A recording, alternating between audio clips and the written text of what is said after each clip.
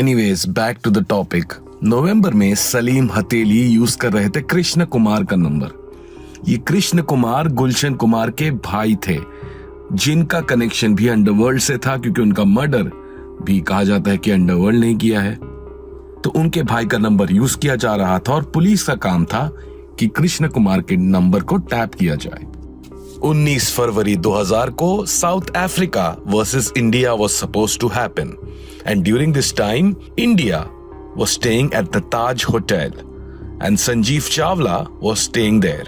He came from London where his number was also given by Krishna Kumar. तो ये सारे shady लोगों को जो है कृष्ण कुमार अपना नंबर दे देते थे। The constables who were assigned said that they had only heard heated arguments about cricket, about catches और कैच क्यों नहीं लिए जा रहे हैं।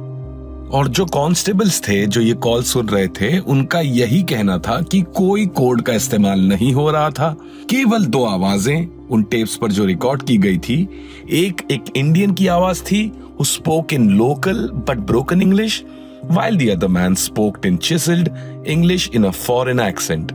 और इसे अब कोइंसिडेंस कहे या ना कहे, he heard Hansi Cronje's voice in a post-match interview a few days before.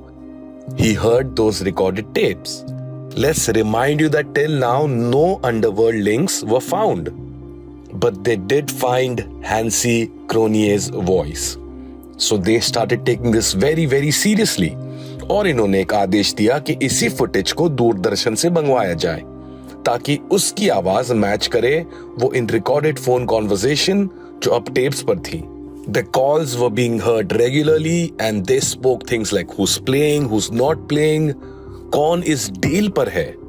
But on 14th March 2000, there was this phone call that was a big breakthrough. They had heard the voice saying, "Hi Hansi." And in the same conversation, his room number, Taj room number 346, was also mentioned. And what a huge coincidence.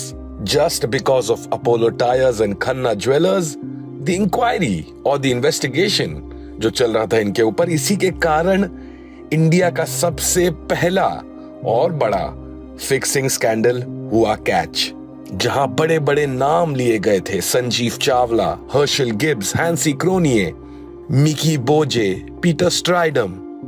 लेकिन police को थोड़ा सा इंतजार करना पड़ता, क्योंकि ये inquiry को पूरी तरह से एक फुल फ्लेजेड इन्वेस्टिगेशन में तब्दील करने के लिए साउथ अफ्रीका की टीम को अरेस्ट करना पड़ता, ऑफ कोर्स ताकि जांच पड़ताल की जाए। लेकिन उन्हें इस चीज के लिए रुकना पड़ा था, क्योंकि आप एक सीरीज के चलते किसी भी टीम को अरेस्ट करते तो ऑब्वियसली बहुत बड़ा बवाल खड़ा हो सकता था। एंड ऑब्वियसली दोनों राज्यों के, साउथ अफ्रीका और इंडिया की इज्जत दांव पर थी। Their reputation, their repo was at stake. And not just that, काफी रिलेशनशिप्स होते हैं, जो डिप्लोमेटिक रिलेशनशिप्स होते हैं, जो भी चीजें होती है वो दांव पर थी।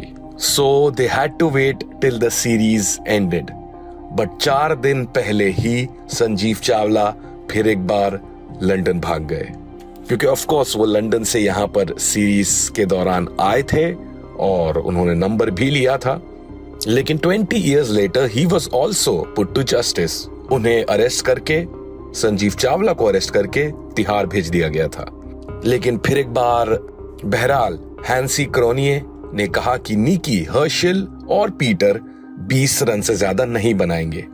लेकिन संजीव चावला ने पूछा कि अगर इंडिया पहले बैट करे तो उन्होंने कहा कि टेंशन मत लो, सब संभाला जाएगा, इंडिया 250 रन से ज्यादा नहीं बनाएगी। और अगले दिन मैच होता है, India bats first and 248 runs वो मेड। वहीं पर दूसरी तरफ साउथ अफ्रीका के हर्शल गिब्स बनाते हैं 19 रन, 19 रन्स, निकी बनाते हैं 14 रन्स और पीटर 1 रन पर ही आउट हो जाते हैं।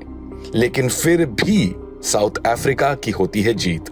मार्च में पुलिस फाइल करती है एक केस और अप्रैल 8 को United cricket board of south Africa यानी कि UCBSA भी एक मीटिंग बिठाती है और वहां पर हैंसी क्रोनिये कहते हैं कि ये सब कुछ झूठ है, this is all a lie. But after a lot of pressure, Hansi Cronje gives his statement. I failed in my moral and professional duties. I was not honest and I apologize unreservedly. 15 जून 2000 को an explosive statement was made by Hansi Cronje to the commission that it was Mohammad Azharuddin that introduced him to MK Gupta, known in betting circles as MK. And he also mentioned the other international cricketer was Salim Malik.